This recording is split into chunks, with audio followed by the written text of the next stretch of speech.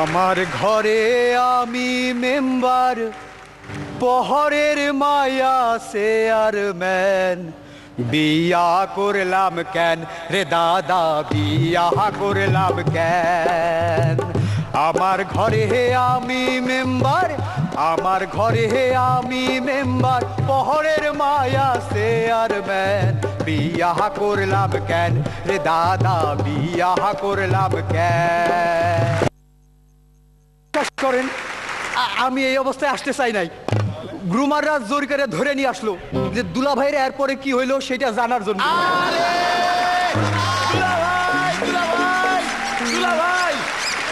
নমস্কার, আসসালামু আলাইকুম। ওয়ালাইকুম আসসালাম। ব্যান্ডেজ আশেপাশে শুভঙ্কর দা নাই তো? শুভঙ্কর দা এবং বৌদি আমার বউ দেখতে আসছিল। আমার বাড়ির সবাই বৌদিরে দেখে তো খুবই খুশি। শুভঙ্কর দার বউরে কইলো, আপনার শাড়িটা খুব সুন্দর ম্যাচিং করছে, আপনার ব্লাউজটাও শাড়ির সাথে খুব সুন্দর ম্যাচিং করছে, কিন্তু শুভঙ্কর দারে আপনার সাথে ম্যাচিং করে নাই। পাড়া প্রতিবেশী কেউ কইলো বউয়ের নাকটা কেমন জানি, কেউ কইলো চোখটা কেমন জানি, সব মিলাই কেমন জানি লাগতেছে। আমি কইলাম চিন্তা করেন না, এরপর শ্বশুর বাড়ি গেলে পাল্টায় নুম, ওইখানে আরেকটা আছে।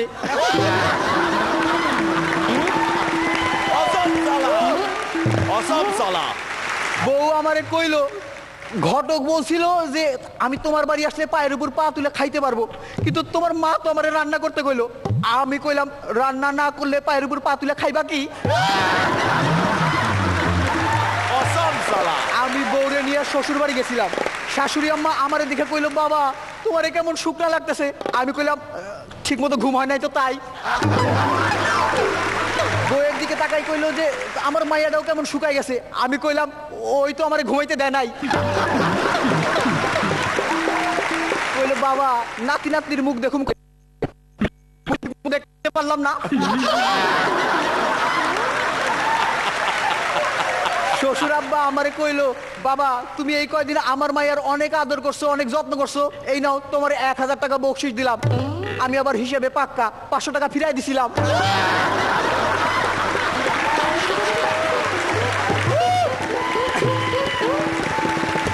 এরপর শালিকা দেখলো যে আমার শরীর এরকম, তাই আমারে দুধ খাইতে দিছিল গ্লাসে কইরা।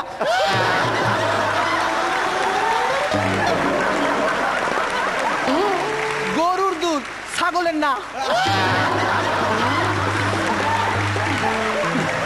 পাড়া প্রতিবেশী কেউ আইসা কইলো যে এইটাই বুঝি নতুন বর। আমি কইলাম হ, কিন্তু পুরানটারে তো দেখতাছি না।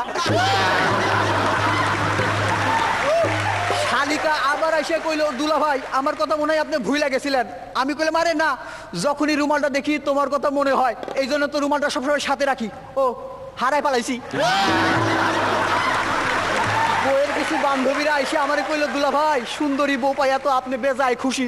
সাথে সাথে আমি কান্না শুরু করলাম। কইলো দুলা ভাই কানলেন কে? না ডাইরেক্ট তো কইতে পারলাম না। এরপর শ্বশুর বাড়ি থেকে বিদায় নিয়ে যাইতেছিলাম। শ্বশুর আব্বা আমারে নৌকায় তুইলে নৌকা ধাক্কা দিতে দিতে কইলো, বাবা আর কয়টা দিন থাকলেই পারতা। আমি তাড়াতাড়ি নৌকা থেকে নামে করলাম, ঠিক আছে আমি থাকতাছি। শ্বশুর আব্বা কইলো, ভদ্রতা কইরা থাকতে কইলাম, ছোট লোকের মতো খাই গেল।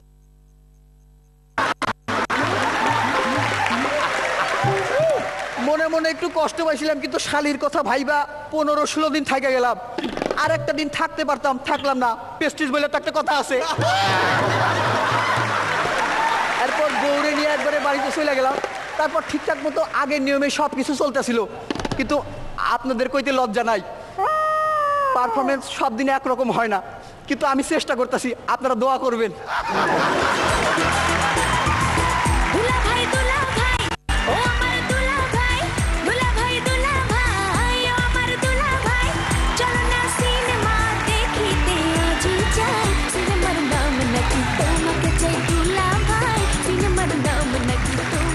এতটাই নিখুঁত, এতটাই নিখুঁত যে যাদের মতন করে তুমি এখানে পারফর্ম করার চেষ্টা করলে বা করলে তারাও লজ্জা পাবে। Amazing, amazing. এই বিষয়ে আমার কয়েকটা প্রশ্ন আছে, কিন্তু তার আগে রনিদা আপনি থাকছেন স্যার? আপনি থাকছেন স্যার, আপনি থাকছেন স্যার, আপনি থাকছেন স্যার, আপনি থাকছেন স্যার, আপনি থাকছেন স্যার। সোনালি, এক্সিলেন্ট।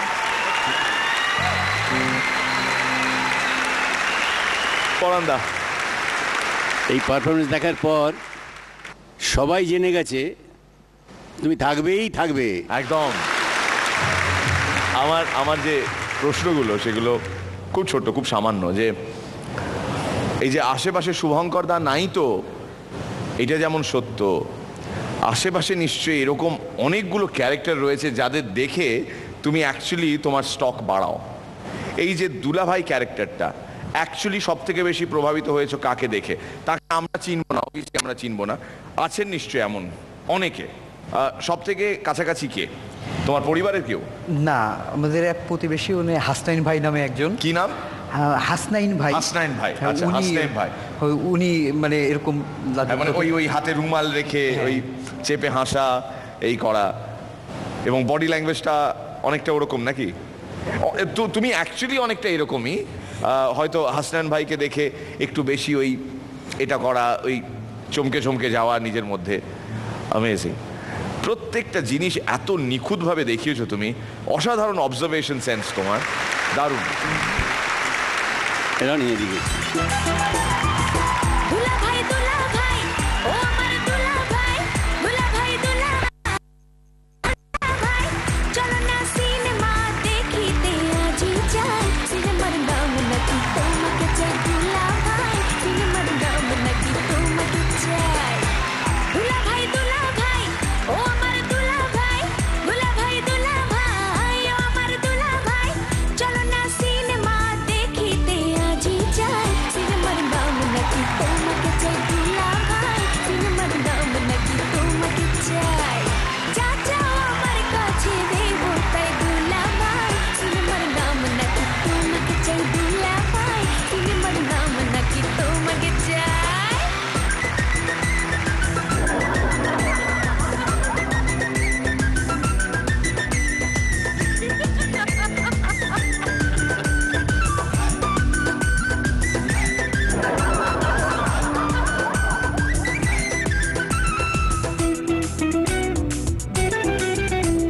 ক্যান্টনমেন্ট।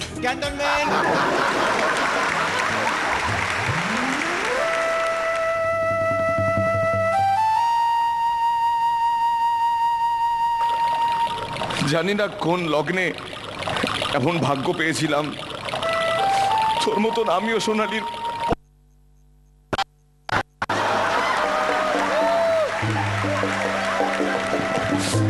সেবেই একটা কারণে তোকে ঘেন্না করি সালা।